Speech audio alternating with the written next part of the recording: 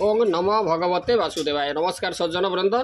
आज अध्याय आम आलोचना करवा राणी कैकेयी किभली भाव में रथ चालना कर दशरथंकर जीवन को रक्षा करते मुमूर्षु अवस्था जिते दशरथ पड़ते से उपस्थिति बुद्धि खटई किभली भाव में कैकेयी से रथ को निजे चालना कर दशरथ को मृत्यु मुखर रक्षा करते से विषय आम आलोचना करवा। जितेबाला जो शंबरासुर नामक एक अत्याचारी असुर थिला एवं देवता माने एवं इंद्र सहित समस्त देवता माने ता सहित युद्ध करी परास्त कर से देवता मान उपर प्रबल भाव में आक्रमण करता। कारण ये जो शंबरासुर से पूर्वर वर प्राप्त होती हरइबा एत सहज नुहे। से इंद्र कौन है ना जितेबाला से शंबरासुर जो असुर को जितेबाला पारे ना एवं से जितेबाला देवता मान उपर अधिक आक्रमण करने उद्यत है से कौन है ना मर्तर जड़े पराक्रमी राजा दशरथ को से अनुरोध कले जे से सहित देवता मान सहित मिसी ये जो असुर शंबरासुर सहित युद्ध करने जितेबाला राजा दशरथ युद्ध को बाहर रथ रथ और सारथी सह जितेबाला युद्ध को बाहर से कैकेयी से दशरथ सहित जीवाई जिद धरिले। कारण कैकेयी को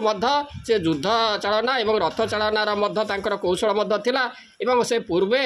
जितेबाला पित्रालय थे से से दुर्वासा ऋषिंकर से तांकर सेवा करथिले सेवा जतन करथिले।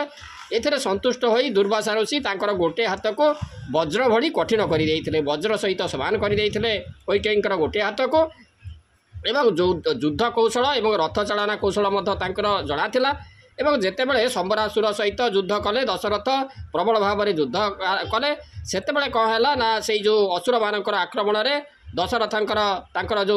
रथर जो सारथी से मूर्छित हो पड़े एवं से प्राण त्याग कले। तापर कौन है ना दशरथ से जो असुर मानकर जो तीरर आघात से मुमूर्षु अवस्था से रथरे पड़ी रही से कौन कर रथर चक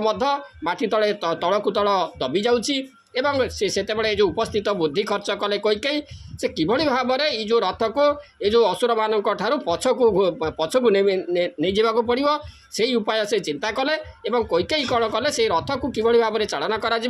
से कौन कले ना रथर जो खोलरे से कौन कले निजर आंगुठी से लुगार जो लुगा को चिरी ताकर कानी को आंगुठी भल भाव में गुड़ेले एवं तापर कौन कले से जो आंगुठी को नहीं रथर जो खोलरे से पुरेले तापर से रथ को चालना करी से असुर मान से रणक्षेत्र दूर को नहीं गले एवं दशरथंकर जीवन बचाइले। दशरथंकर जितेबाला चेता फेरिला एवं से जितेबाला जानीपारे जे कैकेयींकर ये उपस्थिति बुद्धि जोगु ताकर जीवन रक्षा हो पारी से प्रसन्न होता एवं कैकेयी को वर मांगवाई कही से कैकेयी से वर न मागी से परवर्ती समय से वर मांगे बोली कही आउरी जना जाए जे दशरथंकर जीवन रक्षा किभली भाव में करते ना आउरी ये जो दशरथंकर जितेबाला युद्धरे तांकर शरीर क्षत विक्षत होता एवं शरीर में घा सृष्टि होता एवं से घार उपचार पाई से घा जितेबाला भल नहला तार उपचार पाई जितेबाला स्वर्ग वैद्य अश्विनी कुमार को प्रार्थना करागला एवं अश्विनी कुमार आसिले अश्विनी कुमार कहले जे मु एक औषध प्रदान करी तांकर जो ये घा शरीर घा संपूर्ण भाव में आरोग्य हो किंतु से जो औषध प्रयोग करने पूर्वर गोटे काम करने को पड़ो ता शरीर में जो घार जो पूजा गुड़ी को एका सहित जे किए माने मुहर टाणा पड़ो कई जन व्यक्ति जदि मुहर से शोषि नहीं पार समस्त घार जो पूजा को तापर संगे संगे मु औषध प्रयोग करी पवन जो न बाजिब ये भाव में से कैकेयी कौन करते ना दशरथंकर शरीर में जो घार समस्त पूजक से मुह लगे सांगे सांगे टाणी नहीं पेट को टाणी नहीं तापर संगे संगे अश्विनी कुमार से औषध प्रयोग करते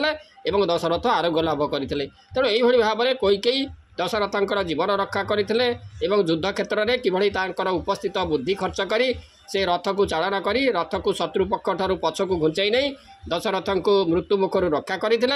दशरथंकर शरीर में जो जो जो युद्ध जनित अस्त्राघात जनित घा सृष्टि होता एवं से घार उपचार निमंते किभली ये जो कैकेयी तांकर घार पूजक को निजे शोषि नहीं दशरथंकर जीवन रक्षा होता आपण मैंने शुणिले। तेणु ये भिडियोटी निश्चित भाव में आपण को भल लगी भल लगी आपण मैंने लाइक शेयर और सब्सक्राइब करदे। आज रोचे ओम नमो भगवते वासुदेवाय।